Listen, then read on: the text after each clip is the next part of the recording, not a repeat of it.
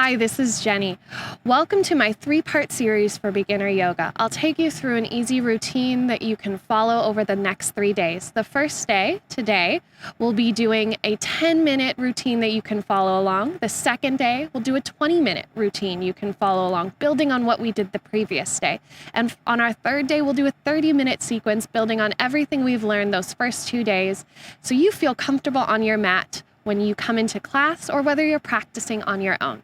So let's get started. Let's all find a comfortable seat on the mat. So for some people, that's going to be cross legs. That may not feel comfortable for you today. So you're totally welcome to extend the legs, all right? So the first thing we're going to do is just notice how the body feels. I want you to always check in with the body for a moment before we do any activity. Notice maybe your shoulders feel a little tight, maybe your hips feel a little tight, and take a few breaths. Close the eyes and let yourself relax here a little.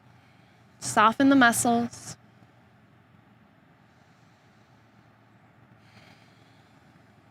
Maybe these are the first deep breaths you've taken today.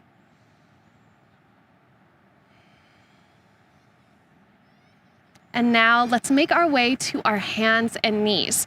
So the first pose we are going to find is child's pose.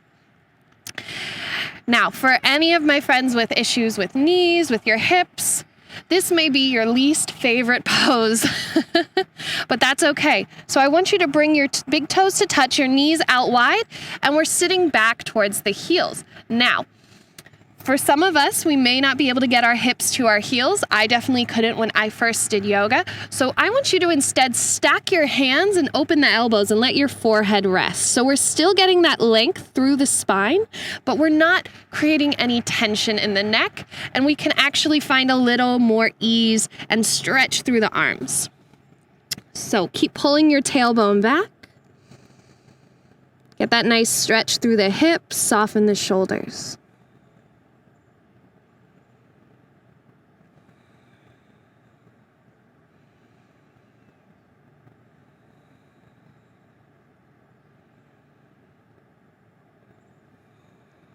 Now, if you have your arms extended, can you grow the fingers a little longer?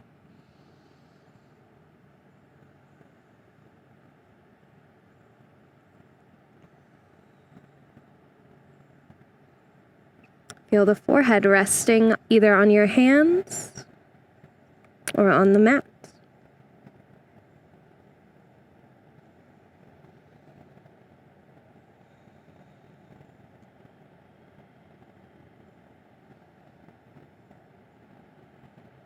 And then on your next inhale, gently press into those palms. Lift yourself up. Now from here, I want you to walk the knees in. Walk the hands in. We're finding tabletop. So a lot of pressure here can be felt either in your knees or in your wrists. One of the most important things you can do is give yourself some support underneath your knees. So you can use a blanket, a towel at home, whatever you've got, or maybe you fold up your mat. And I want you to make sure that your knees are at least hips width apart. So my favorite way to check is I take both of my knuckles and place them between my knees. Any wider, and that's a little unstable. Any closer, and that makes it hard to find stability as well. Now your wrists are underneath your shoulders, and I want you to notice if you're pressing the eyes of your elbows forward a lot. That can make things feel pretty uncomfortable in your wrists. So I want you to soften the elbows a little and draw the shoulders down your back a little bit more. Look at your hands and make sure your index fingers are pointing towards the front of your mat. And then you should see your wrist folds almost be parallel to the front of your mat as well. Now this is our tabletop. You feel nice and long in the spine, and then I want you to hug the low belly and hug the low ribs and feel the abdominals engage. And that's going to remove that little drop in the lower back. Reach through the crown of your head. And then exhale. Sit back again, stretch the hips. This time you don't have to drop your head down. One more time, inhale, come forward. And exhale, reach the hips back, maybe draw the chin in. 2 more times, inhale. And exhale, draw the chin in. Inhale. And exhale, draw the chin in. All right, coming back up through center. Let's find a little bit of balance work. So extend your right leg back. You can start with your toes down on the mat. Now we are going to walk the left hand forward. You can start with your fingertips on the floor. So if this already feels a little challenging, you can stay here. If you'd like a little more, lift that back leg. And then maybe you can try lifting that left arm today. Now, the biggest thing here is we feel our low belly, our belly button drops. I want you to lift it back up a little bit. Keep pressing through that right heel and reach through the left arm. Feel that work in the core. And then exhale, lower the left hand, lower the right knee. All right, let's do the other side. So extend your left foot back. Start with the toes down. That keeps our hips nice and square. We don't want that left hip lifting any higher than our right hip. Right fingertips walk forward. Option to lift that left foot, option to lift the right arm. Holding here, reaching through the fingertips, drawing the lower ribs in.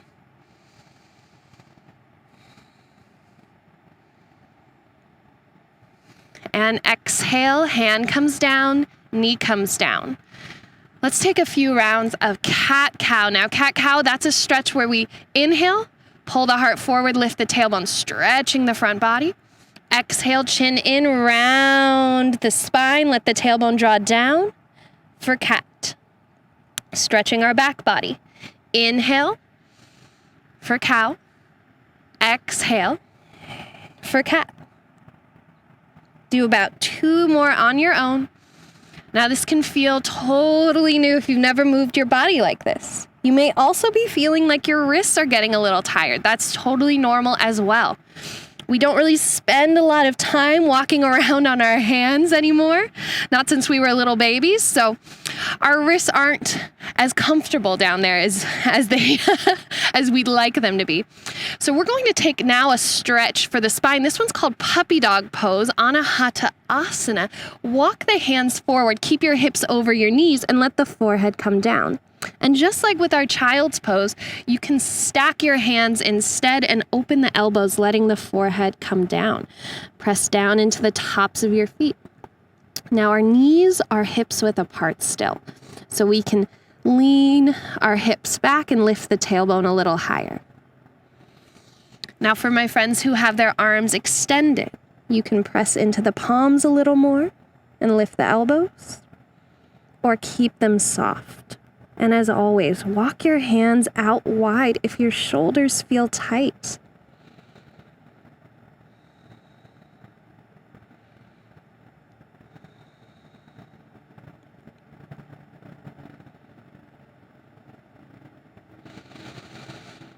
Inhale, press into the palms. Let's come back up. Walk your hands in, tabletop once more. So shoulders over your wrists, hips are over those knees.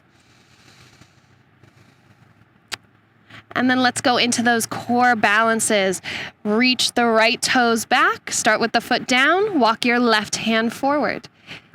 Option to lift the foot and add the hand as well, holding here for 3, for 2, and 1. Lower the hand, lower your knee. Other side, extend the left foot back. Reach the right arm forward, whether that palm is on the mat or you're floating it, lift the back leg. Holding for 3, for 2, and 1. Hand comes down, knee comes down. Take a few rounds of cat-cow.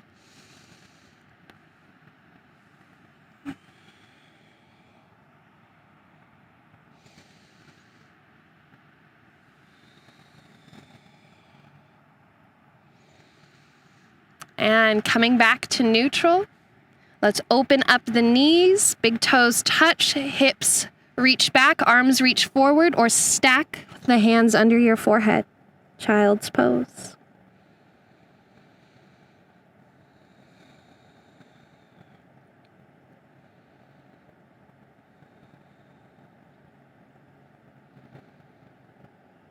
Now press into your palms, come back up. Now you have two options for this next one.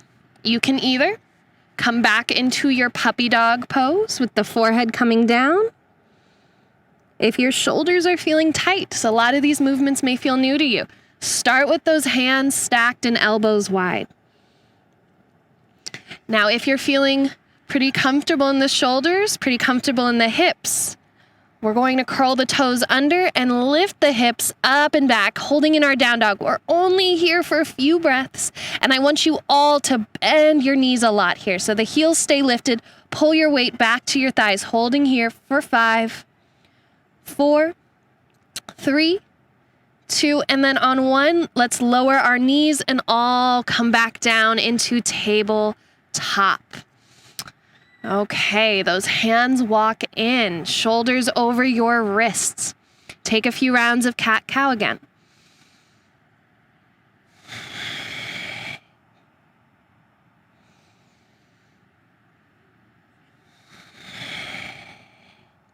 And let's come back through neutral one more time.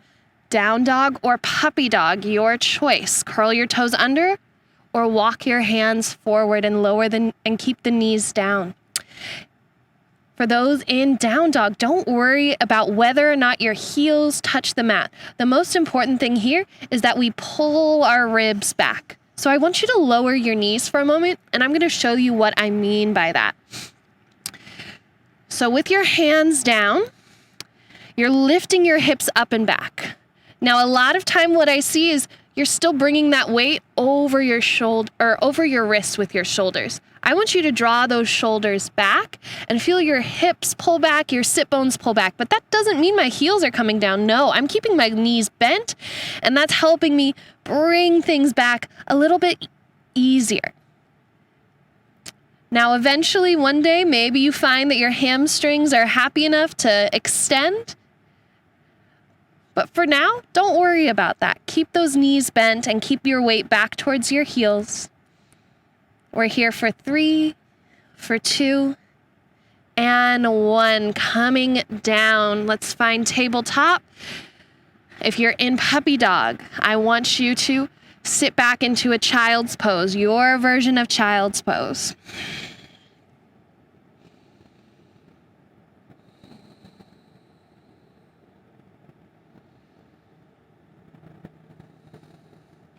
And then on your next inhale, let's lift the head and find a seat.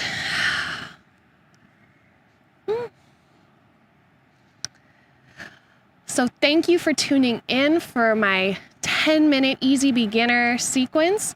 We're going to be building on this tomorrow for my 20-minute sequence. So don't forget to subscribe so you can be part of this 3-day challenge. We're going to build on a couple of the things we did today and add some new fun stuff. So these videos will always be there for you to practice and try. So they're great to come back to if you ever need a little refresher. Other than that, I hope you have a wonderful day, and I'll see you tomorrow.